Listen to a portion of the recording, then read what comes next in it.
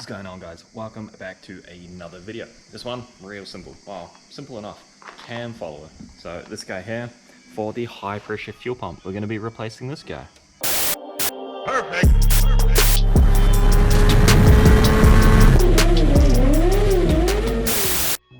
Now what that entails is this little guy here. This is called a cam follower. So, day after New Year's, feeling pretty, how you going, as you can imagine. Now what we have is the cam seal and a cam seal follower. So high pressure fuel pump, or the HPFP, commonly known. This guy here. So we got our seal, which obviously runs around the top up there. And this is the actual cam follower here. And what happens is this guy is a consumable, it wears out. And this guy is actually really loud. So I'm going to pull it apart and see what my one looks like. It seems like it's pretty straightforward. Yeah, hopefully it is. And hopefully I don't break anything in the process. So what happens with these, like I say, that's consumable. This wears down, and the lobe from the high pressure fuel pump, the pump, obviously it's a pump, it moves back and forth on the cam lobe, wears through this ends up breaking, eating out the cam, not even in a good way, and you can get chunks in your engine and all kinds of issues. And obviously it's a tolerance thing as well. So that pump has a certain amount of travel that it needs to travel to make a certain amount of pressure at a certain amount of RPM. And when you start wearing through this, that tolerance, it's like your valve lash. The tolerance is out, it doesn't make the same pressure, all kinds of different bits and pieces start going wrong. It needs to work harder to make the same pressure, it starts wearing quicker, etc, etc. And it can actually wear out your cam, which means replace the whole camshaft. So this is more preventative than it is anything else. But yeah, let's get mine out, see what it's like, and get this newie in.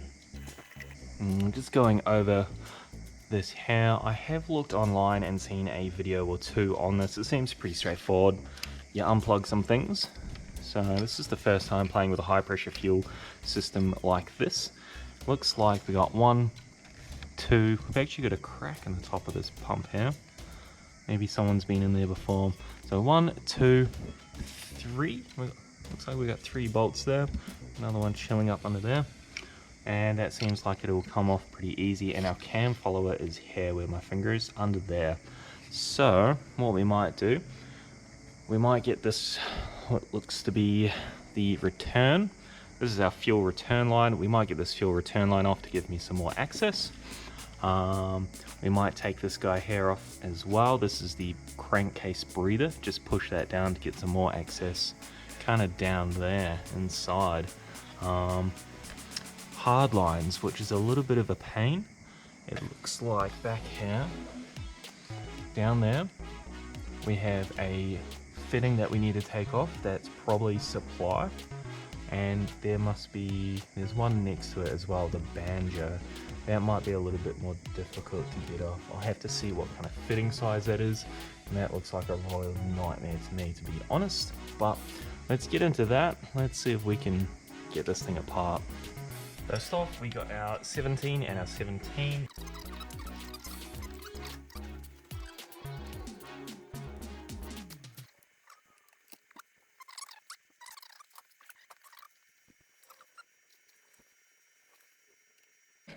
All kinds of frustrated, tell you what.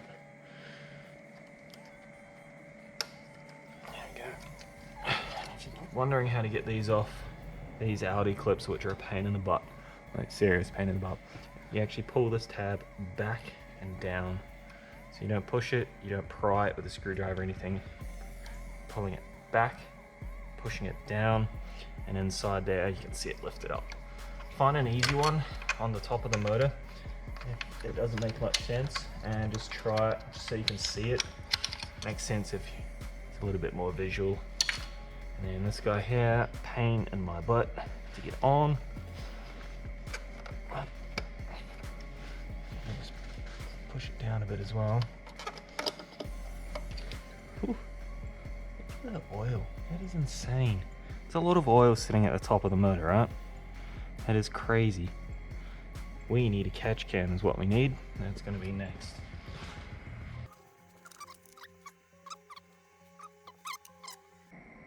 going to work out how to get this lower bolt here. So you can see this guy here. Get a little bit of a zoom in right there. I'm going to work out how to get him off, which looks quite difficult actually, but obviously not impossible. So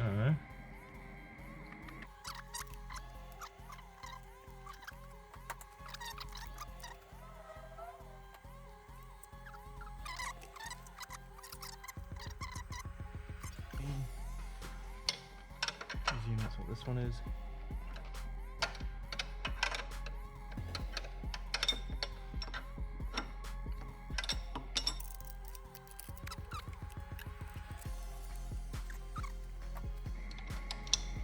Yeah, those bolts are 1830.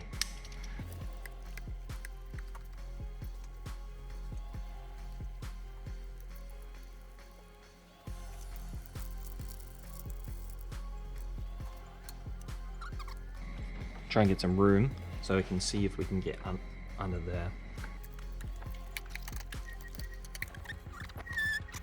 Almost like you could fit a whole V8 in here or something.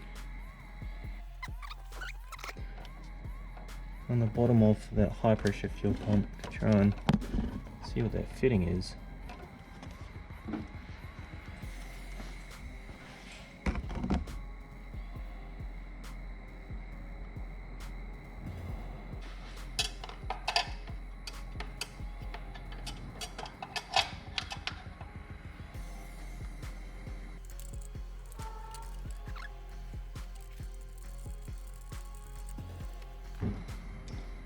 What we're also going to do is see if we can get some more wriggle room.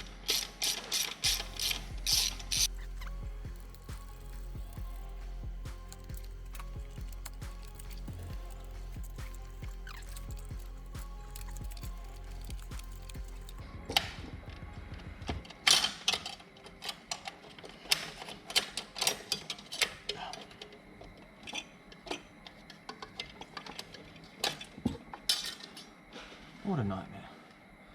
Okay. Ooh. Looks like someone's had to go at the bottom of that anyway. We got it out.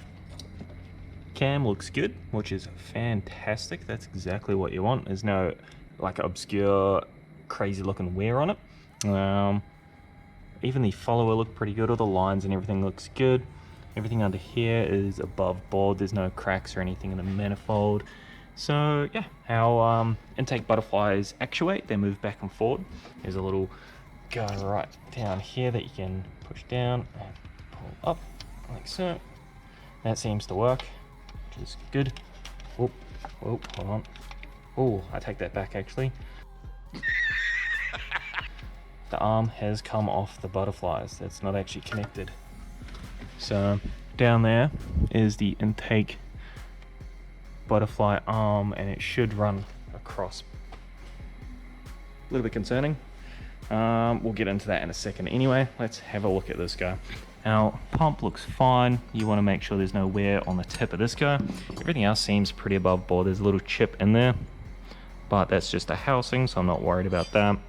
No leaks, no corrosion, nothing bad, so we'll just clean it up, give it a wipe down, we'll chuck it back in. You can see that's the peculiar kind of, I don't know what sort of driver would get into that, but it looks like someone's been at it before, like I was saying earlier, and it's kind of worn a bit, so don't really want to play with that too much. So all I done is I took the feed line from between those two runners that goes to, I believe this goes to what you call the crack valve, which is a pressure regulator essentially. And that guy is sitting just in there. Where's our torch?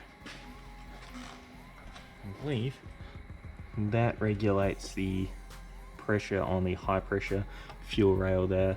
So that'll bleed off pressure at a certain PSI. Different models have different crack values essentially. So your RS4 and everything has a high value, and you can swap them in and obviously get more fuel pressure from your fuel rail before it starts bleeding off, which you're going to want when you start adding big boost and all that kind of stuff. But yeah, that's a 14mm bolt or 14mm head this guy here. And yeah, pretty straightforward. Just got him off, wriggled the rest out as you saw. This is our new versus old, so new one there, and our old one. Shine some more light on the situation, you might say. Pretty straightforward, hey? This one doesn't look very much different. This one, it is shiny and there is a bit of wear on it, but I say this was probably done at some interval not too long ago. The inside has a bit of wear though. Obviously that one's new, no wear at all. So yeah, we'll still chuck it in, and the seal should always be replaced. And it looks like this one was not replaced on the last one because it's hard and yeah, it just doesn't look very nice. So obviously we're going to wipe all this down, clean it up, we'll chuck that new one on, and then fight to get the bastard back in. But I'm going to put you down for a bit and just have a look at the butterfly actuator through there. That could be the reason that top end horsepower is not quite where I'd like it to be. Even for a stock tune on the car, it's still not very exciting. Down low she pulls like a freight train, which is good, but up top, yeah. So put you down, do a bit of research on that, see if we can fix it, and let's have a look. 5 minutes later. Okay, now we are looking at our intake butterfly motor and controller. This is the push rod that goes from the butterflies that run through there, opens and closes, and to the actuator motor. So when I pushed on this guy here, down here, these are our butterflies. I don't have the best angle here, but you can see that is controlling the butterflies. That moves backwards and forwards. Now the butterflies are in there to tune runner length essentially. Changes the runner length, effective size, and thus torque and power output. Low down torque is good, high output torque is good, well, in theory. It's also for emissions and things like that too. And this one over here, this little guy, that's really hard to move. Try and do this again without getting a cramp in my hand. You can hear it, you probably can't see it, but you can see this guy moves backwards and forwards, and that is meant to actuate the butterflies. Now they weren't connected. This one had the arm on it, the actuator arm I just showed you, but wasn't connected to this guy over here. So it looks like this is still in fairly good order. We're gonna slap it back on. We're just going to reconnect it and hopefully it stays together. I might see if I can loop a zip tie on the back end of it so I can still move, but it won't pop off. Not too sure why that's off. Maybe it was forgotten by the last people that were in there. Quite possibly their workmanship is different, to say the least. But yeah, little light unit. Doesn't seem to be too much of an effort to slap it back on and at least try and see if it works. Future modification is obviously replace this plastic one for a billet one without the actual butterflies in there. That'll be a future mod. And yeah, for now, let's just get this guy back on and see if it works with the ignition. Alright, holy moly, mother of cramps. We got that rod back on. You can see it just sitting in there now. I can see it. So my shmoo off the camera. You can see it in there now. I'm going to pop you guys down. Okay. I'm going to turn the ignition on, and apparently that should cycle. Now, the only issue with that is the fuel. Fuel might come out of the fuel line, obviously, while priming. So let's hope not. But let's have a look.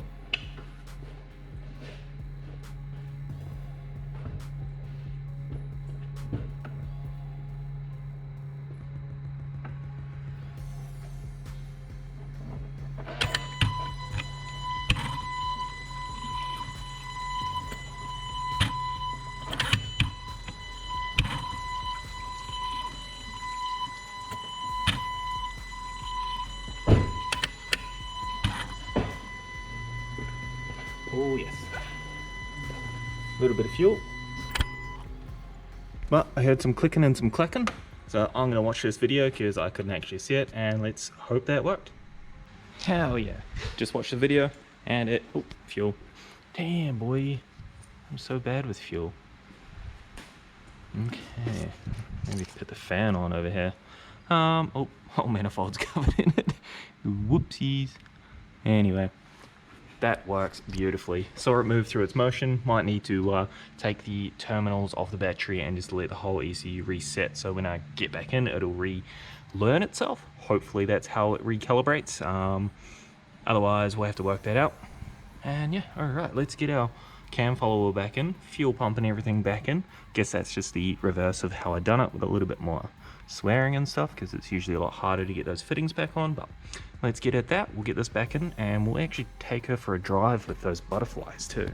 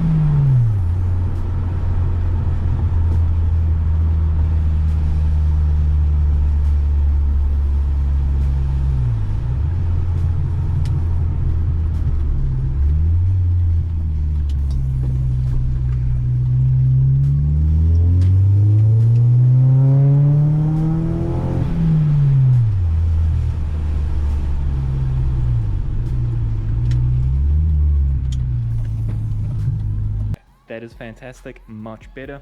Car, it's smoother, pulls a lot harder through the whole rev range now. Obviously those butterflies make a huge difference, especially if the car is tuned for it being stock tuned. So she pulls pretty good for a stock tune.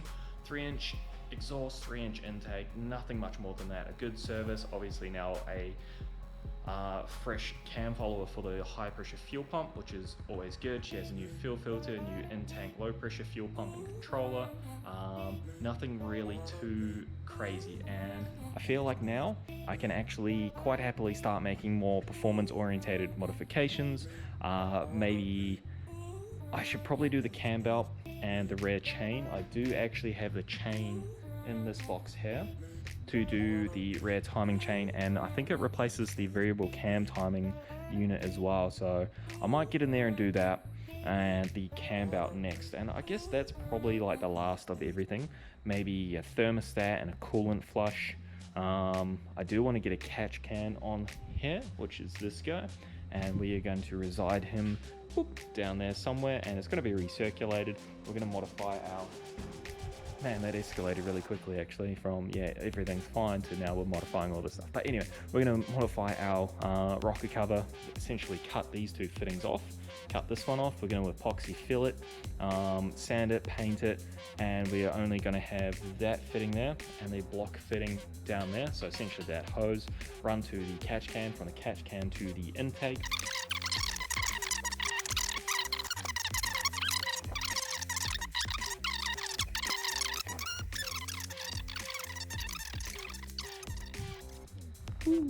This plate's looking good too. Anyway, thank you for watching, guys. That's going to conclude the video. Like, comment, subscribe. If you do have any questions or queries, chuck them in the comments. I'll answer them. I get notifications on my phone, usually at work, so happy to answer your questions. And yeah, again, thank you for watching, and we'll see you on the next one.